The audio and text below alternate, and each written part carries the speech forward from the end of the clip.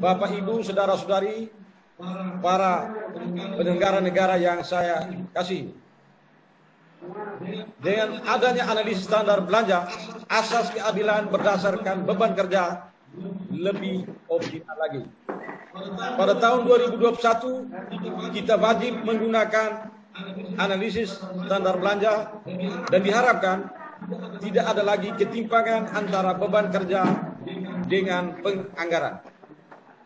Penerapan analisis standar belanja juga merupakan target dari KPK Republik Indonesia dalam rangka program koordinasi, supervisi, dan pencegahan korupsi di Kabupaten Nagrijo. Analisis standar belanja diatur melalui Undang-Undang 23 tahun 2014 tentang pemerintahan daerah dan Peraturan Pemerintah Nomor 12 tahun 2019 tentang pengelolaan keuangan.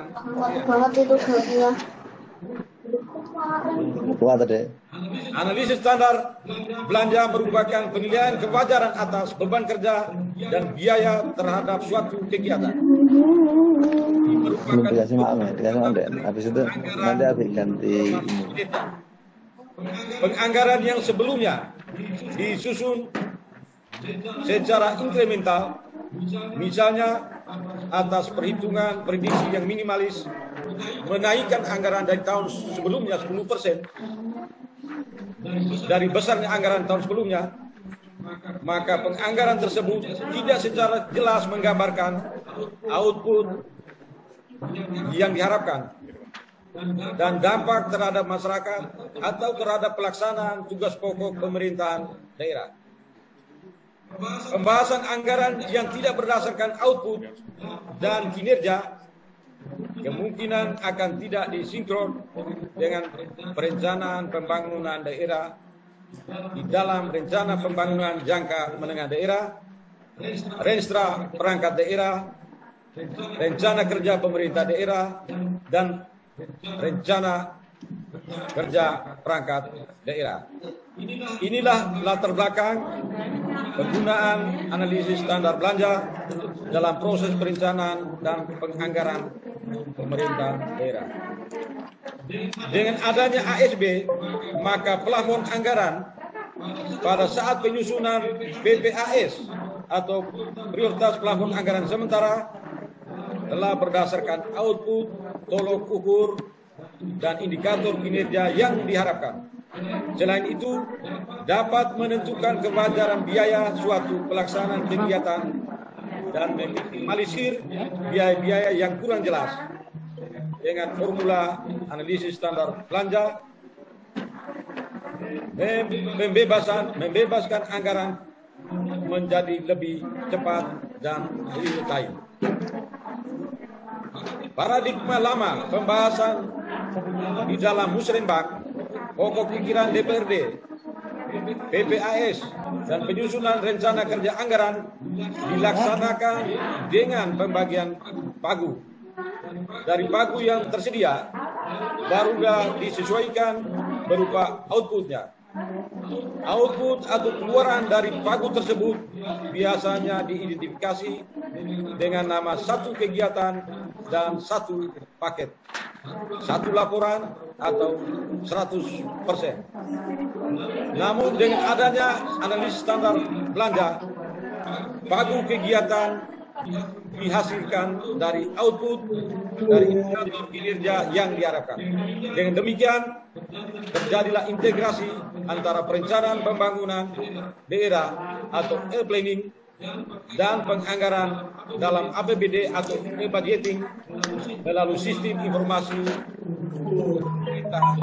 daerah dapat dilaksanakan dengan baik dan efisien.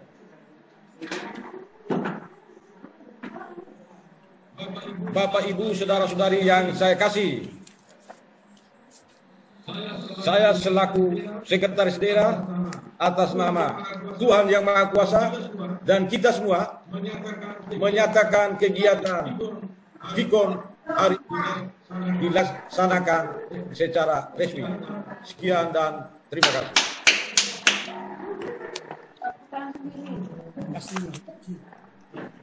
Baik, terima kasih kepada Bapak Sekretaris Daerah Kabupaten Nagekeo yang sudah membuka acara ini dengan resmi. Selanjutnya, kami mengajak kita untuk sama-sama mengikuti sosialisasi ASB yang akan disampaikan oleh tim ahli UGM melalui Bapak Ucok. Pak Irwan Ritonga kami persilakan. Maaf, saya menyapa Ucok. Siap, ya, oke. Terima kasih Pak Beda. Ya. Selamat siang menjelang sore, Pak Sekda. Selamat sore. Ya, yang saya hormati Pak Lukas, Pak Sekda. Kemudian Pak Beda, Pak Sekretaris. Saya tahu Bapak, dari sini kelihatan namanya Pak. Ada Pak Kaban ini. Oh Pak Kaban, apa kabar Pak Kaban? Baik Pak Ritonga, MFP 2000 tahun 99. Wah mantap, waduh. MFP ya Pak ya? Mantap. Ya mantap Pak, mantap. Kapan ini ke Jogja nih Pak? Ya berarti di NTT ini apa jaringannya UGM cukup kuat ini ya. Oh mantap. Lebih kalau diperluas jaringannya Jogja termasuk Bukabit ya. Jaringan Jogja. Ya. Jadi pertama-tama kita bersyukur kepada Tuhan Yang Maha Esa karena pada siang hari menjelang sore ini kita diizinkan untuk belajar bersama tentang ASB ini Pak Sekda, Pak Kaban. Ini kalau di NTT ini sudah kabupaten yang kesekian yang menggunakan ASB ini. 2 hari yang lalu kita dengan Fitcon dengan Sumba, terus hari ini dengan Nagekeo, terus nanti induknya itu malah belakangan Pak. Ngada itu malah belakangan, Ngada belakangan, Manggarai malah belakangan. Jadi untuk di sekitar sana Nagekeo yang lebih duluan ini Pak. Ya, jadi saya salut sekali Nagekeo, luar biasa komitmennya. Jadi kami yang pertama tadi kita ucapkan syukur dan bisa bertemu. Yang kedua, saya ucapkan terima kasih sekali Pak Sekda, Pak Kaban, Pak Beda atas kepercayaannya, Bu Yuli kepercayaannya pada kami untuk dipercaya untuk mendampingi penyusunan ASB ini. Mudah-mudahan penyusunan ASB ini bisa kita selesaikan sampai selesai, yang biasanya itu membutuhkan sampai 3 tahun. Sampai 3 tahun ini kita baru susun 25. Nah rata-rata itu bisa sampai 60 ASB Pak. Jadi kalau ini baru 25. Nah untuk proses penyusunan ini Pak Sekda yang bisa kami laporkan itu kan pertama itu kita menyamakan dulu persepsi waktu itu tim ASB waktu itu tim ASB Pemprov NTT ya itu kan mengajak tim dari Nagekeo ke Jogja untuk menyamakan persepsi, kemudian sudah sama. Nah kemudian ditindaklanjuti dengan proses penyusunan ini. Nah setelah kami susun itu kemudian kami bikin WA group, Nah di situ mungkin ada OPD yang masih belum percaya diri atau apa, sehingga feedback dari OPD masih bisa dikatakan minim. Tapi itu semua sudah kami tindak lanjuti. Nah mungkin nanti setelah acara sosialisasi ini kemudian OPD mungkin ada yang merasa kemarin itu ada yang kurang. Ada kegiatan saya yang belum masuk. Kemarin ada angka yang kurang pas. Kami masih mempersilahkan Pak. Masih mempersilahkan kepada OPD kalau misalnya nanti ada masukan-masukan masih kita persilahkan untuk kita update lagi laporannya. Nah, berikutnya Bapak Sekda yang saya hormati, yang bisa kami laporkan lagi, setelah sosialisasi ini, misalnya OPD itu sudah tidak ada lagi masukan, maka hasil dari sosialisasi ini kita perbubkan, kita jadikan perbub itu sesuai dengan amanat Undang-Undang 23 tahun 2014 maupun di PP 12 tahun 2019 bahwa nanti ASB ini dalam bentuk peraturan kepala daerah. Nah, mudah-mudahan ini nanti OPD sudah mantap, langsung bisa kita perbubkan. Nah, kemudian ASB ini kalau sudah diperbubkan, ya bisa kita pakai untuk penyusunan renja. Saya kurang tahu di Nagekio renja sudah tersusun atau belum. Kalau misalnya belum, mungkin kita sudah bisa menggunakan draft ini, ASB ini sejak renja. Nah, kemudian yang jelas pasti kita gunakan yaitu pada penyusunan RKA yang pasti nanti akan ditagih oleh KPK. Pasti dicek RKA-nya itu sudah pakai ASB atau belum. Nah, jadi target kita hari ini sosialisasi, Pak Sekda, sosialisasi dan sedikit tentang bimbingan teknis penggunaannya. Jadi pada hari ini target kami adalah teman-teman OPD seluruh Nagekio itu tahu apa itu ASB, bagaimana penggunaannya. Nah, untuk pelatihan teknis sampai dengan menggunakan alat tulis dan lain-lain, itu nanti mungkin kita lakukan setelah Lebaran minggu depan, ya nanti kita dengan menggunakan simulasi dari OPD masing-masing. Jadi hari ini target kita sosialisasi dulu supaya OPD itu tahu ASB itu seperti apa, cara penggunaannya bagaimana. Tentang pelatihannya setelah ini. Nah, nanti pelatihannya itu lewat Fitcon ini. Itu terserah Bapak di sana, Bapak dan Ibu di sana. Kalau merasa belum mantap, ulangi lagi. 2 kali belum mantap, ulangi lagi. Pokoknya sampai bisa menggunakannya pada RKA. Nah, itu yang prinsip kami, Pak. Jadi walaupun ada COVID-19 ini, kami belum bisa sampai ke mana Nagekio, tapi kita ketemu lewat Fitcon dulu. Ya, mudah-mudahan nanti akhir tahun kami bisa ke Nagekio ya, Bapak ya. Nah, untuk menjelaskan ASB secara detail ini nanti akan memandu Pak Herman, Pak, karena saya sudah dari jam 8 tadi Fitcon terus, Pak, dari jam 8 sampai sekarang Fitcon terus, ini sudah teler. Jadi ini saya nanti ini setelah ini penjelasan teknisnya akan disampaikan oleh Pak Herman. Nah, untuk memanfaatkan waktu secara efektif, ini mungkin nanti kita putus sambung ya. Setiap 40 menit nanti sambung lagi ya. Mungkin bisa sampai 2-3 kali sambung ya. Untuk memanfaatkan waktu dengan efisien efektif, saya persilakan Pak Herman untuk mempresentasikan hasil ASB setelah validasi, ya setelah validasi dari OPD. Silakan Pak Herman.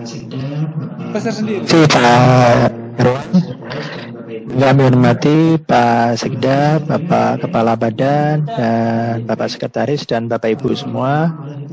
Suara saya bisa terdengar ya, Pak ya? Bisa, Pak. Bisa, baik.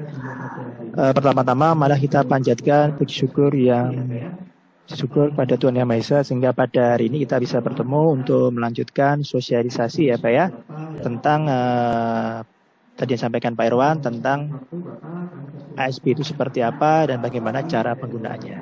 Nah, untuk mempersingkat waktu Bapak, kami persilahkan tim kami Pak Robi untuk men-screenkan untuk PowerPoint-nya dulu Pak Robi. Kami persilahkan Pak.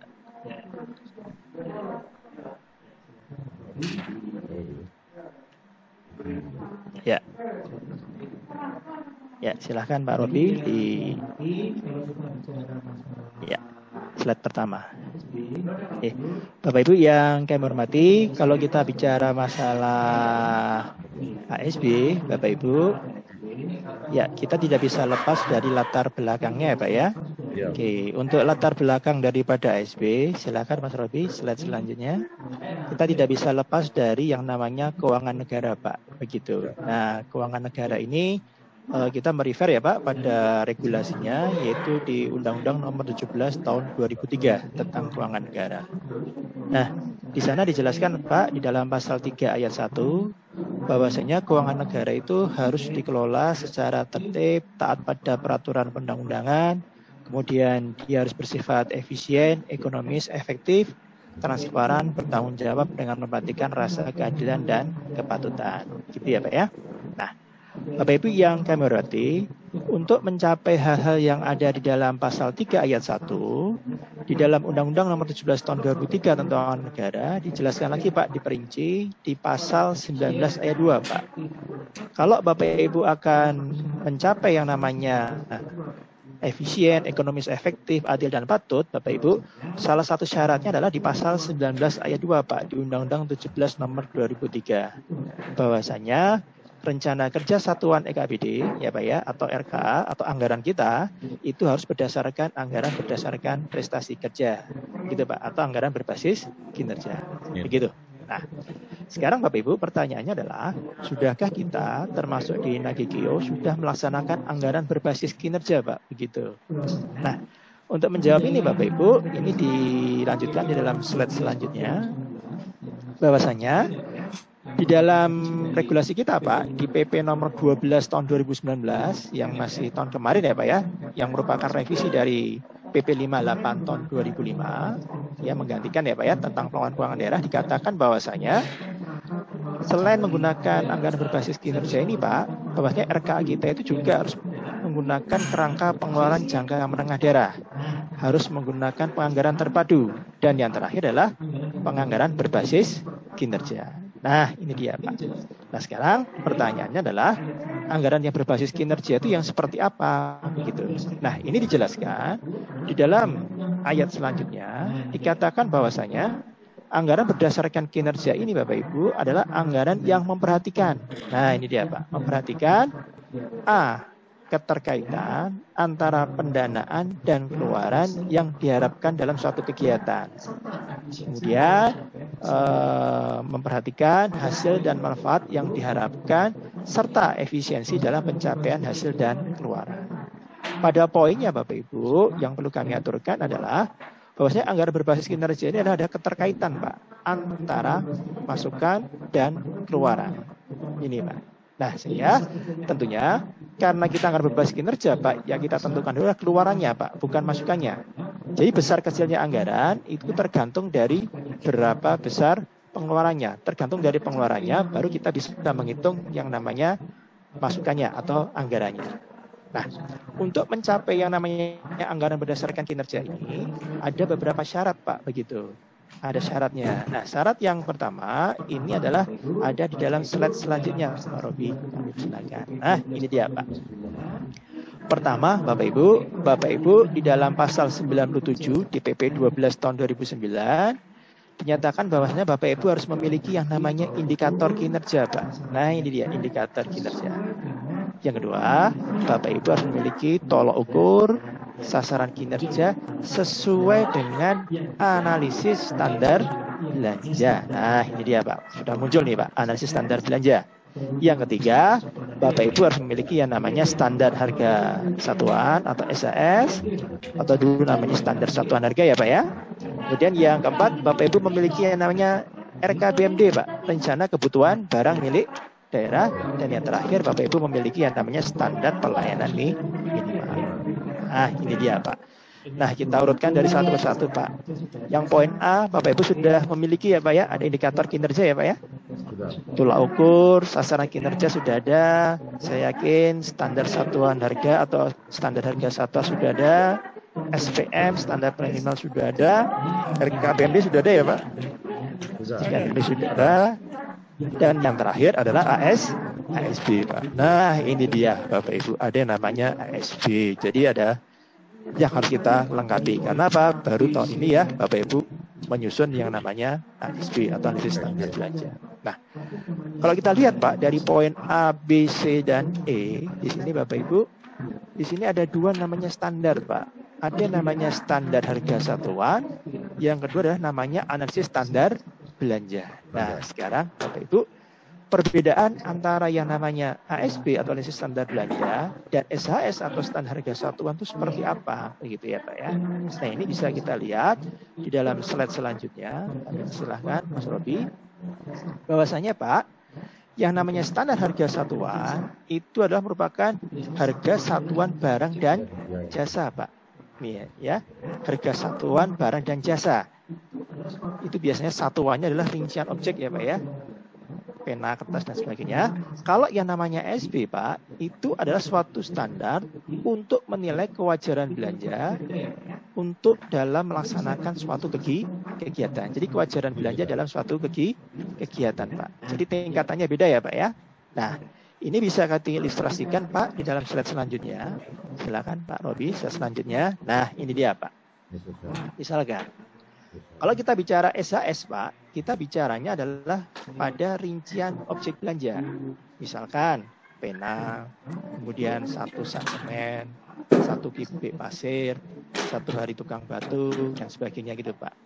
Yang mana Bapak Ibu, kalau kita perhatikan di sini Pak, SHS ini adalah menunjukkan anggaran yang betul-betul berbasis kinerja Pak. Kenapa demikian? Karena dalam standar harga satuan Pak, misalkan 1 pena itu harganya 1.000, maka apa? Sewaktu Bapak Ibu menganggarkan 2 pena Pak, tinggal mengkalikan aja Pak. Itu berapa Pak? Ya 2.000 kan begitu. 1 sak semen itu 50.000, kalau 2 ya 100.000 dan selanjutnya begitu.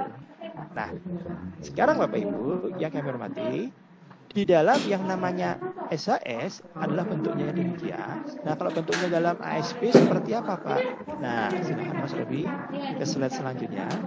Kalau yang namanya ASB Pak, ini adalah suatu standar untuk menilai kewajaran belanja dalam suatu kegiatan. Yang mana Bapak Ibu, suatu kegiatan di sini Pak, besar kecilnya anggaran tergantung dari jumlah outputnya Pak. Begitu. Misalkan kegiatan sosialisasi Pak, outputnya berupa apa?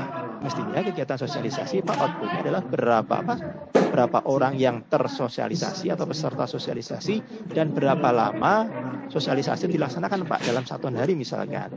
Sehingga Pak, besar kecilnya anggaran tergantung dari berapa banyak orang yang hadir dalam sosialisasi tersebut dan berapa hari pelaksanaan sosialisasi. Pertanyaannya adalah Bapak Ibu, sudahkah Bapak Ibu memiliki standar Pak untuk 1 orang peserta untuk 1 hari pelaksanaan itu berapa Pak anggarannya atau standarnya itu berapa? Nah, inilah Bapak Ibu, di sini adalah peranan daripada analisis standar belanja untuk menilai kewajaran belanja dalam suatu kegiatan. Begitu Pak. Kalau tadi kan di dalam standar harga satuan kan jelas ya Pak ya. 1 pena 1.000, kalau 2 pena 2.000. Nah, sekarang Pak kalau sosialisasi satuannya apa? 1 orang per orang per hari. Adakah standar kita yang per orang per hari untuk kegiatan sosialisasi Pak? Nah, jawabannya belum ada Pak. Kenapa? Jawabannya itu terdapat di dalam ASB. Demikian juga nanti jika Bapak Ibu melaksanakan kegiatan namanya monitoring, kemudian Bapak Ibu melaksanakan kegiatan penyusunan laporan keuangan, yang mana di sana sudah ada yang namanya satuannya Pak. Misalkan untuk penyusunan laporan keuangan tergantung dari berapa banyak jumlah kegiatan yang dilaporkan, monitoring berdasarkan jumlah yang dimonitoring atau objek yang dimonitoring. Begitu. Nah, inilah Bapak Ibu perbedaan antara yang namanya ASB dengan namanya standar harga satuan. Nah, kembali ke slide sebelumnya Mas Robi, 1 slide sebelumnya. Nah, di dalam slide di depan ini Bapak Ibu, itu ada yang di bawah ini Pak, itu ada semacam standar Pak yang mengatakan bahwasanya 1 meter persegi bangunan sederhana ya Pak ya, dengan kualitas NCNI itu nilainya 2 juta Pak. Begitu. Nah, menurut Bapak Ibu ini ASB atau standar harga Pak?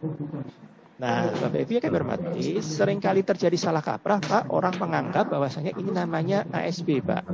Oh bukan Pak, ini bukan ASB, ini namanya standar harga Pak.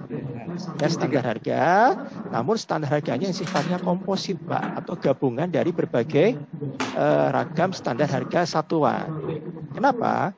Karena misalkan 1 meter persegi bangunan, Pak, itu per meternya adalah 2 juta, ternyata asalnya jika Bapak Ibu membangun 1 meter persegi bangunan, itu asalnya karena Bapak Ibu membutuhkan 2 sak semen, dikalikan 50.000, kemudian ditambah dengan 3 hari dikalikan 2 tukang batu, dikalikan harga satuannya per hari itu adalah 100.000.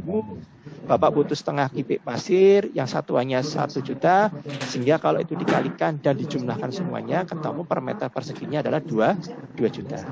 Ya, perlu kami sampaikan kepada Bapak Ibu semua, Pak, ini bahwasanya yang paling bawah ini, Pak, ini termasuk yang namanya standar harga satuan.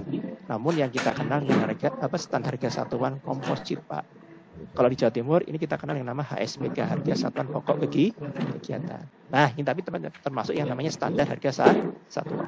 Nah, silakan Mas Robi untuk slide selanjutnya, ya. Ya, lanjut. Nah, sekarang Bapak Ibu, bentuk daripada ASB itu seperti apa, Pak? Begitu ya, Pak ya. Bentuk daripada ASB itu seperti apa? Ini bisa kami tunjukkan, Pak. Silakan Mas Robi, kita tunjukkan bahwasanya bentuk daripada ASB nanti itu wujudnya ada beberapa item, Pak, strukturnya. Yaitu ada deskripsi, ada pengendali belanja, ada alokasi objek belanja, ada proporsi objek belanja.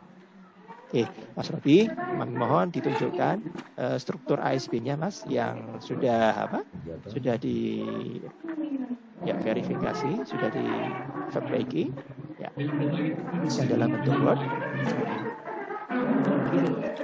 Ya, silakan Mas Robi. Pak Herman, 5 menit lagi kita reschedule. 5 menit lagi kita reschedule. Oh, begitu, Pak? Ya, Pak. 5 menit lagi, Pak. 5 menit lagi ya, Pak ya? Ya, Pak. Baik, Pak. Di dalam ASB kita ini nanti, Bapak, salah satunya adalah bentuk yang pertama, ini adalah ASB sosialisasi, Pak, atau diseminasi atau tatap muka non pegawai. Silakan Mas Robi diturunkan. Ya, bentuk daripada ASB-nya nanti, Pak, itu adalah berbentuk seperti yang ada di dalam layar Bapak. Pertama, ada judulnya ya, Pak, ada nomor, ada judulnya. Ini, Pak, yaitu misalkan ASB nomor 1, judulnya adalah sosialisasi atau diseminasi tatap muka non pegawai. Ini nanti akan dijelaskan, Pak, ASB ini nanti untuk kegiatan atau aktivitas yang seperti apa. Ini akan tercermin di dalam ini, Pak, yang paling atas, yang kita kenal dengan nama deskripsi. Nah, maksud kami adalah ASB nomor 1 yang diberi judul adalah sosialisasi atau diseminasi tatap muka non pegawai. Ini adalah diberikan untuk kegiatan, Pak, ya, untuk kegiatan yang diselenggarakan oleh OPD untuk memperkenalkan program, produk, peraturan atau lainnya kepada non pegawai, Pak, yang dilakukan secara tatap muka secara langsung. Dalam artian, jika nanti Bapak Ibu ada kegiatan, ada sub kegiatan, ada aktivitas ya, Pak ya, yang rohnya itu seperti yang ada dalam deskripsi, Pak, maka apa? Hukumnya adalah wajib, Pak, menggunakan ASB 01, yaitu adalah berupa pengenalan program, produk ya, Pak ya, kepada non pegawai masyarakat yang diselenggarakan oleh OPD dengan kegiatan tatap muka secara langsung, Pak. Itu adalah yang kita kenal dengan nama sosialisasi atau diseminasi tatap muka non pegawai. Nah, sehingga jika ada aktivitas, Pak, ya, Pak ya, bentuknya adalah tatap muka secara langsung yang diselenggarakan OPD, Pak, tetapi pesertanya adalah pegawai, Bapak Ibu, maka apa? Bapak Ibu tidak menggunakan ASB nomor 1, tapi kemungkinan Bapak Ibu menggunakan ASB nomor 2 yang untuk para pegawai. Begitu, Pak. Atau sebaliknya, misalkan ada sosialisasi yang mana Bapak Ibu mengikuti ke Jakarta, Pak. Jadi sosialisasinya di Jakarta oleh Kemendagri, misalkan begitu, ya, Pak ya, ke Kemendagri. Tetapi Bapak Ibu, di sana penyelenggaranya adalah Kemendagri, Pak, bukan Bapak Ibu. Biayanya tersebut, apakah kita menggunakan ASB 01, Pak, untuk perhitungan biayanya? Jawabannya adalah tidak, Pak. Karena apa? ASB ini digunakan untuk apa, Pak? Untuk pelatihan, untuk sosialisasi yang diselenggarakan oleh OPD, Pak. Nah, nih yang menyelenggarakan OPD, Bapak Ibu selaku IO-nya. bukan Bapak Ibu mengikuti sosialisasi gitu. Jadi di sinilah Pak pentingnya deskripsi Pak untuk mengunci aktivitas mana sajakah yang harus menggunakan ASP yang bersangkutan. Kemudian yang selanjutnya Bapak, di bawah daripada deskripsi itu terdapat yang namanya cost driver Pak. Nah ini Pak cost driver. Nah driver atau pengendali belanja. Apa yang dimaksudkan dengan pengendali atau belanja ini Pak atau cost driver ini? Ini adalah ya Pak ya hal-hal atau pemicu yang menyebabkan belanja Bapak itu semakin besar atau semakin kecil. Dalam kegiatan sosialisasi Pak, itu pemicu belanjanya itu adalah jumlah peserta dan jumlah hari Pak. Sehingga nanti kalau Bapak Ibu akan menghitung berapa belanja untuk kegiatan sosialisasi seperti ASP 01 ini, Bapak Ibu harus menentukan berapa banyak peserta yang harus dihadirkan dan berapa jumlah hari harus Bapak laksanakan untuk sosialisasinya. Nah, kemudian di bawahnya ada satuan pengendali tetap Pak dan satuan pengendali belanja variabel yang kita kenal nama fixed cost dan variable cost. Nah, nantinya Bapak Ibu penghitungan belanjanya ini nanti ya Pak ya, Bapak Ibu tinggal mengalihkan ya Pak ya antara variable cost dengan jumlah peserta atau jumlah harinya sesuai dengan cost drivernya ditambah dengan belanja tetap. Atau seperti yang ada dalam tertulis di situ ya Pak, bahwasanya perhitungan belanja totalnya adalah belanja tetap plus belanja variabel. Yang mana untuk kasus ini Pak, belanja tetapnya itu adalah 0 ya Pak ya, 0. Berarti memang 0 ya Pak, bukan tidak ada ya, tapi memang 0.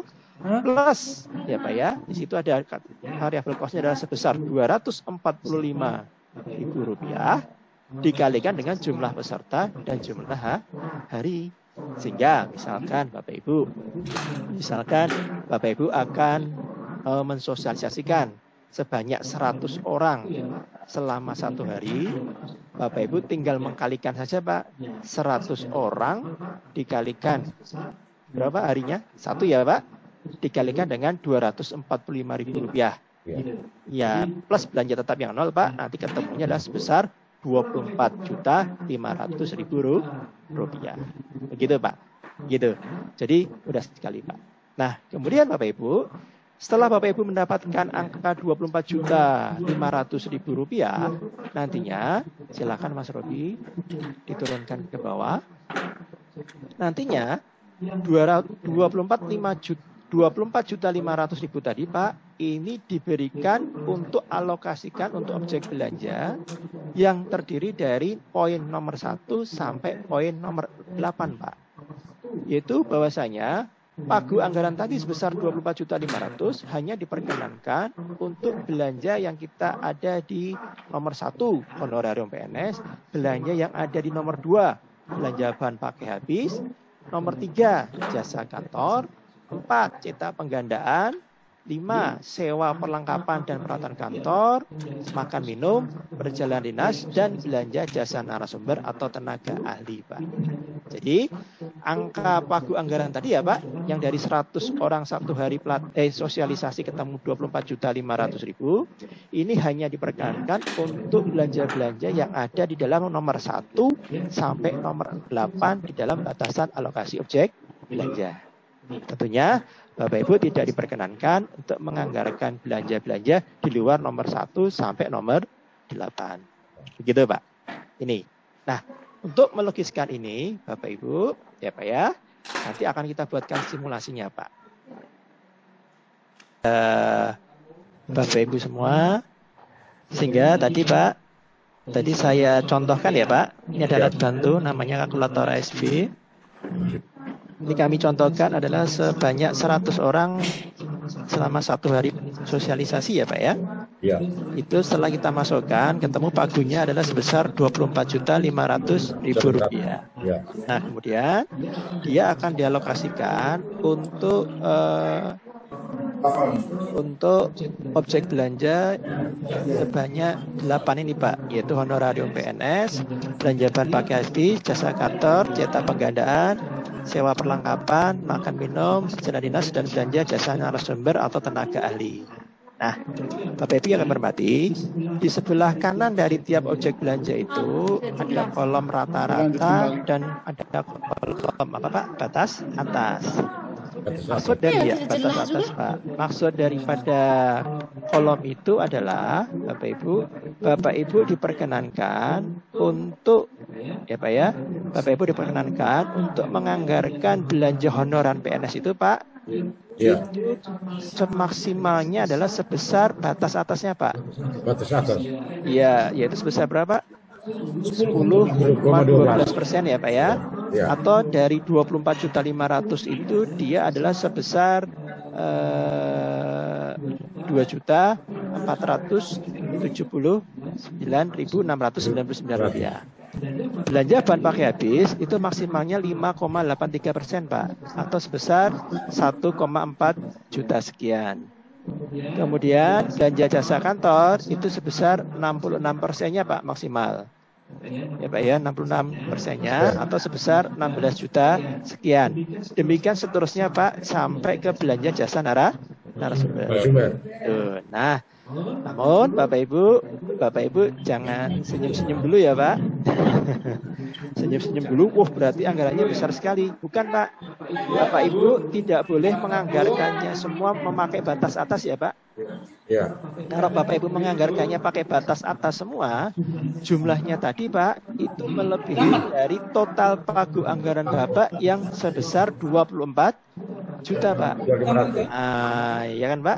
Kalau Bapak menggunakan batas atas semua untuk masing-masing objek belanja ini, total belanjanya sebesar 55 juta.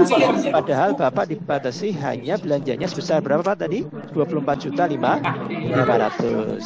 Sehingga Bapak Ibu mohon maaf, tentunya di sini kami sudah memberikan guidance ya Pak, memberikan panduan ya Pak ya, memberikan panduan bahwasanya Bapak Ibu kalau menganggarkan ini ya, kalau untuk honorarium ya mestinya sebesar berapa Pak? Ya sebesar rata-ratanya Pak di Nagekeo itu sebesar berapa? 214.338. Kalau bahan pakai habis itu sebesar 669.012 rupiah Pak. Untuk jasa kantor sebesar 9,9 juta sekian.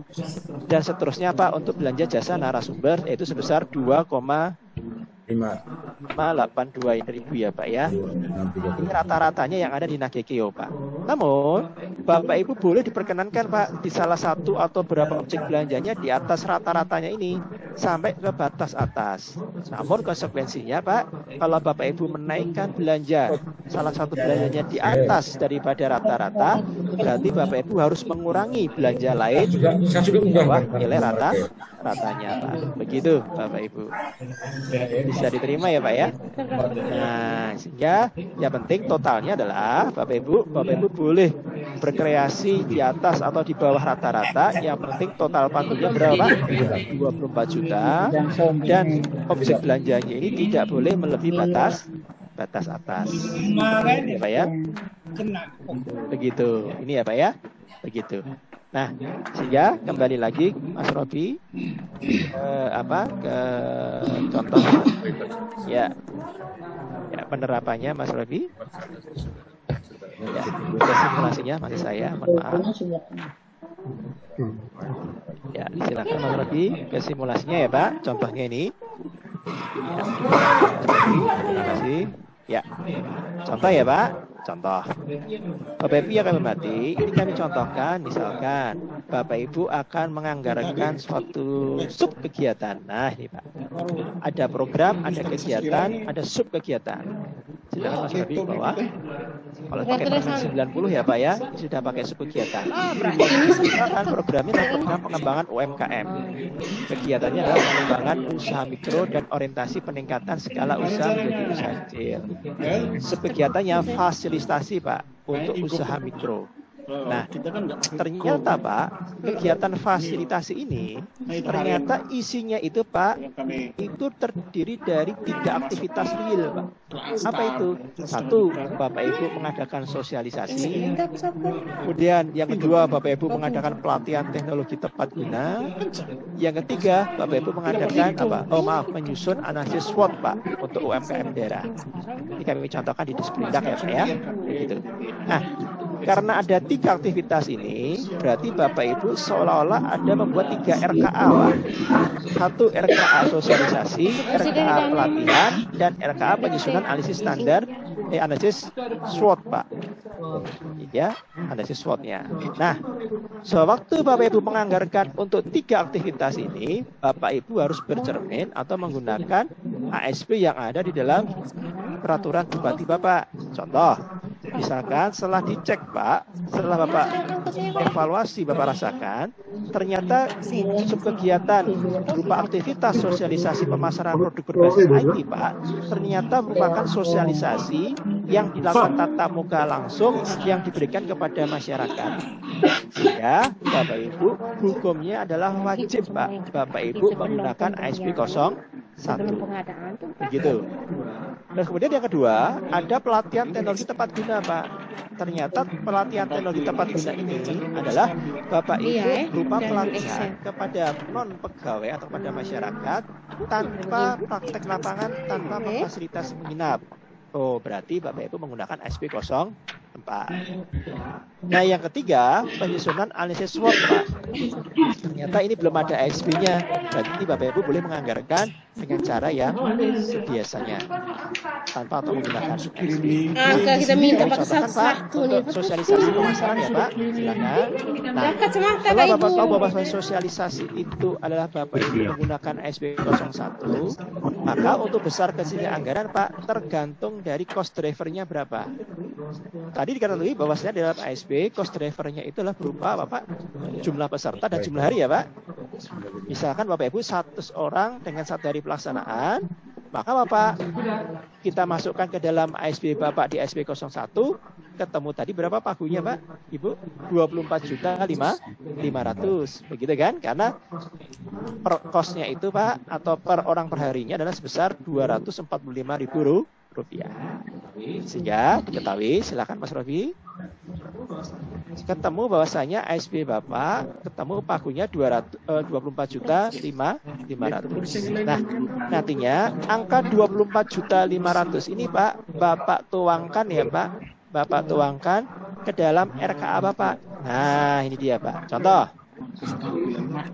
Bapak mau nganggarkan apa Pak ini Pak? Oh, di sini boleh Pak untuk belanja honorarium PNS dengan maksimal berapa? 2,4 juta. Silakan Pak, Bapak Ibu turunkan. Nah, Bapak tuangkan dalam RKA honorarium PNS Pak berupa belanja tim pelaksana kegiatan dan sekretariat. Yang mana di sana ada ketua 1 orang, anggotanya 3 orang, dengan harga satuannya berapa per orangnya, misalkan ketua 500.000, anggotanya 300.000 Pak per orang. Sehingga total pagu anggarannya jika dikalikan untuk belanja tim pelaksana kegiatan dan sekretariat jumlahnya adalah sebesar 1,4 juta. Boleh nggak Pak ini? Bapak naikkan lagi ke atas. Bapak cek Pak. Nah ini dia Pak. Honorarium PNS yang Bapak rencanakan sebesar 1,4 juta. Boleh nggak Pak? Boleh Pak. Karena Pak dia masih di bawah batas atas sebesar berapa? 2,4. Dia merasa tidak jelas. Nah, karena masih di bawah batas atas, boleh. Sekarang belanja bahan pakai habis. Nah, ini dia Pak, belanja bahan pakai habis. Bapak anggarkan untuk blok note dan pulpen Pak, 100 orang. 100 orang, dikalikan standar harganya untuk blok note 5.000, pulpennya 1.000, ketemu pagunya berapa? Nilainya 6 juta. 600.000. Oke, 600.000 kita masukkan di sana. Kita cek Mas Robi 600.000. Boleh nggak Bu? Bapak? Boleh Pak. Karena apa? Tadi Bapak isi 600.000 ya. Dia justru di bawah rata-rata Pak. Boleh Pak. Karena apa? Yang penting tidak lebih batas atas. Jasa kantor, silakan Mas Robi. Ya, jasa kantor. Nah, ini dia Pak, jasa kantornya adalah untuk transportasi peserta 100 orang 100.000. Ya, ketemunya 10 juta. Boleh nggak Pak? Kita naikkan ke atas. Kita cek dalam IT kita Pak. Oh, ketemunya berapa tadi Mas Robi? 10 juta ya? 10 juta ternyata masih di bawah 16 juta. Boleh Pak? Boleh. Dan demikian selanjutnya Pak. Silakan Mas Robi yang bawah. Yang bawah.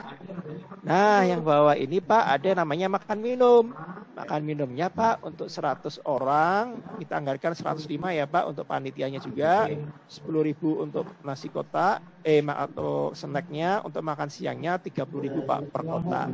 Kita kalikan ketemu 4.200.000. Masuk nggak Pak di dalam ASB kita 4.200.000? Kita naikkan ke atas Pak untuk makan minum Mas Rodi. Makan minum dicek di dalam ASB kita. Iya, itu makan minum berapa Pak? 7,4. Iya, 7,4. Kita berapa tadi Pak? 4.500.000. Iya, masih di bawah daripada batas atas. Nah, ini Pak, ini Bapak buat sampai semua objek belanja itu terisi semua ya Pak. Yang penting adalah total belanjanya tidak boleh melebihi Bapak 24.500.000.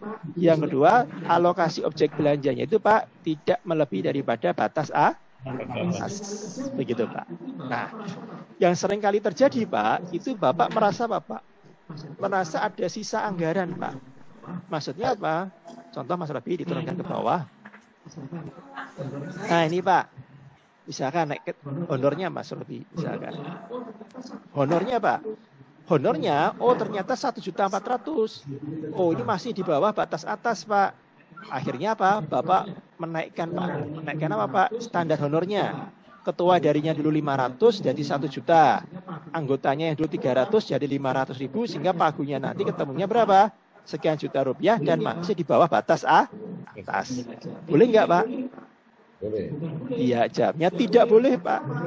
Bukan boleh, tidak boleh. Karena apa? Standar harga Bapak untuk satu orang ketua itu 500.000. Ya, kemudian jangan kemudian Pak merasa ASB-nya itu masih longgar ya Pak, di bawah batas atas. Akhirnya apa? Bapak merubah harga satuan Bapak. Nah, ini tidak diperkenankan Pak.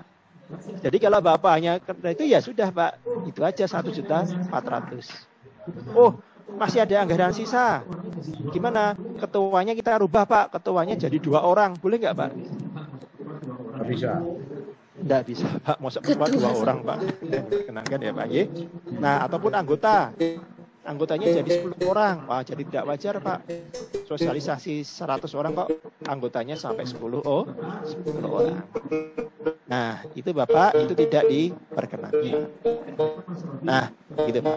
Oke. Silakan Mas Robi kembali ke slide lagi. Nah, begitu ya Pak untuk penerapan daripada ASB-nya. Nah, sehingga Pak Robi silakan kembali ke slide lagi. Ya, lanjut ya Bapak, lanjut. Sebelumnya Mas Robi, sebelumnya. Ya, sebelumnya lagi. Nah, Bapak Ibu, berarti kenapa ASB ini kita perlukan Pak? Karena apa? Kita mengenal 2 karakteristik ini ya Pak, bahwasanya dalam penyusunan anggaran Bapak itu Bapak Ibu kadang-kadang bersifat inkremental Pak atau subjektif. Apa itu Pak inkremental subjektif? Inkremental itu Pak, itu sederhananya Bapak copy paste ya Pak. Iya, kalau kita menyusun anggaran seringkali kita Pak kontrol C, kontrol apa Pak? V ya Pak ya. Kemudian kontrol F, kemudian kita kalikan 10% ya Pak ya. Dalam waktu 1 menit selesai Pak RKA kita Pak. Oh bukan, itu daerah lain ya Pak. Tidak seperti itu. Bahwasanya anggaran itu selalu naik ya Pak ya, atau inkremental. Yang kedua, anggaran itu kadang-kadang bersifat subjektif Pak. Subjektifnya itu apa? Bapak Ibu, mohon maaf. Sosialisasi sama diseminasi kira-kira besar mana Pak anggarannya? Workshop sama pelatihan besar mana Pak anggarannya? Saya yakin Bapak Ibu kalau diseminasi sama sosialisasi lebih besar diseminasi ya Pak. Workshop sama pelatihan lebih besar daripada workshop ya Pak ya. Karena Bapak satunya bahasa Indonesia, satunya bahasa Inggris ya Pak. Begitu kan? Jadi Bapak Ibu ada apa istilahnya, ada kebiasaan Pak agar anggaran kita itu besar Pak. Itu apa? Nama kegiatannya dibikin rumit Pak. Namanya sosialisasi, intinya apa Pak? Diseminasi. Namanya pelatihan dikasih nama workshop. Ya Pak ya. Namanya pelatihan dikasih nama facility apa Pak? Capacity building. Gitu kan Pak ya. Padahal intinya apa? Sama-sama pelatihan, sama-sama sosialisasi. Nah, hal inilah Bapak Ibu yang tidak diperkenankan. Kenapa? Apapun itu namanya Bapak, tapi jelas itu ruhnya adalah sama, aktivitasnya adalah sama, anggarannya juga harus sama jika outputnya adalah sama, agar sesuai dengan prinsip anggaran berbasis kinerja. Lanjut, Mas Robi. Ya, lanjut. Ya, lanjut. Lanjut. Ya. Nah, lanjut lagi. Nah, sekarang Bapak Ibu lanjut. Bagaimana Pak jika Bapak Ibu tidak memiliki ASB? Lanjut, Mas Robi. Nah, jika Bapak Ibu tidak memiliki ASB, Pak, nantinya saya yakin anggaran Bapak ya Pak, anggaran Bapak ini akan bersifat apa? Subjektif ya Pak, bahwasanya besar kecilnya anggaran tergantung dari apa Pak? Mohon maaf, nama kegiatan, siapa yang menganggarkan, gitu kan Pak? Itu yang kedua, bisa jadi Pak, anggaran itu akan berbeda Pak, untuk 2 atau lebih kegiatan yang sama Pak. Outputnya sama, kok anggarannya berbeda. Nah ini kan tidak adil Pak. Begitu, karena apa? Anggaran berbasis kinerja itu apa? Besar yang kecil anggaran tergantung dari jumlah output. Yang ketiga, Bapak Ibu menjadi sulit Pak menilai kewajaran belanja dalam suatu kegiatan. Yang keempat, anggaran Bapak itu nanti penetapannya bersifat intuisi Pak atau insting. Ya Pak ya, tidak berdasarkan sistem Pak, tapi berdasarkan sinten ya Pak ya, begitu. Kalau orang Jawa bilang begitu ya. Nah, yang kelima, Bapak Ibu, penyusunan Bapak Ibu anggaran itu bisa dikatakan apa?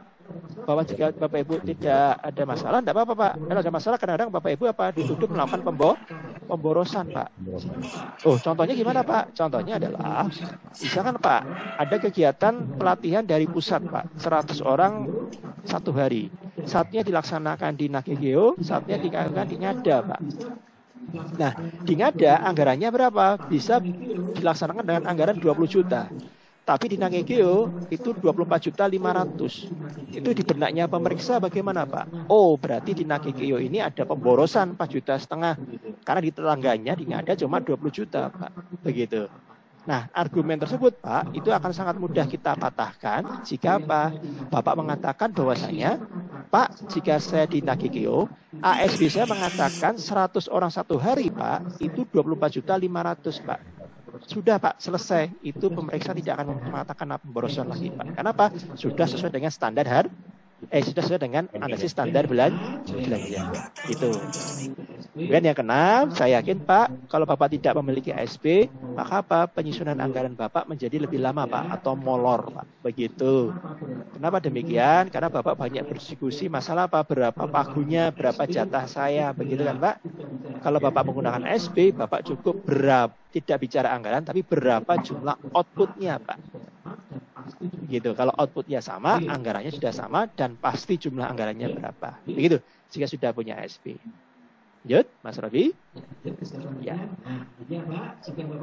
Ya, lanjut ke slide selanjutnya. Nah, ini dia Pak. Jika Bapak sudah punya ASB, maka Bapak berada di antara pemda-pemda yang sudah melakukan ASB ya Pak ya, di beberapa tahun yang lalu.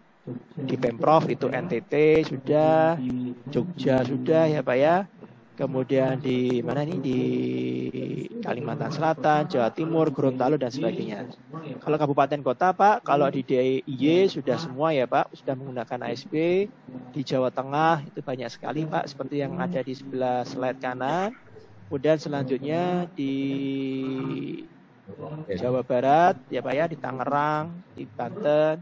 Yang sebelah kanan ini yang ada di mana Pak, Jawa Timur. Nah, seperti yang disampaikan oleh Pak Irwan tadi, lanjut Mas Robi, bahwasanya di NTT Bapak kabupaten kotanya sudah menyusun ASB adalah 1 Nagegeo, Sumba Barat, Sumba Barat Daya ya Pak, Flotim, ada Manggarai Timur dan Manggarai Bapak. Itu yang sudah menyusun ASB ya Pak ya di tahun ini.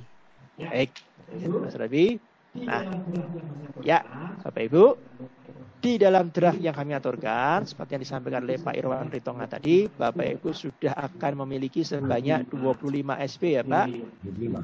25 ASB. Yang ASB yang pertama, itu yang seperti dalam laporan kami ya Pak, adalah sosialisasi atau diseminasi tatap muka yang dilaksanakan untuk para non-pegawai. Itu yang pertama. Yang kedua, untuk para pegawai. Yang ketiga, untuk bintek ya Pak, atau pelatihan non-pegawai tanpa praktek lapangan, dengan praktek lapangan, kemudian tanpa praktek lapangan dengan fasilitas menginap. Kemudian yang nomor 67 ya Pak ya, itu adalah tanpa praktek lapangan, tanpa fasilitas menginap. Gitu ya Pak ya.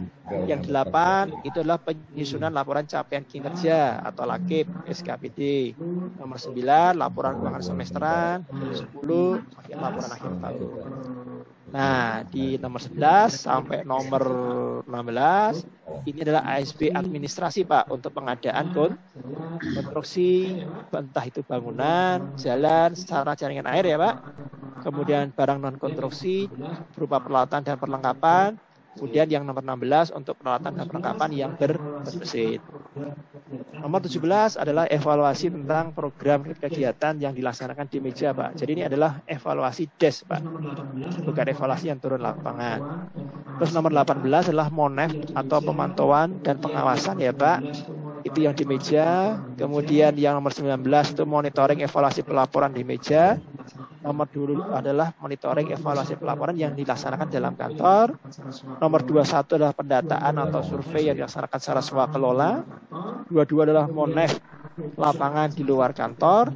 Kemudian nomor 23 administrasi pengadaan bahan material. Jika Bapak Ibu beli obat-obatan, barang-barang persediaan ya Pak. Kemudian yang 24 adalah penyusunan profil kecamatan.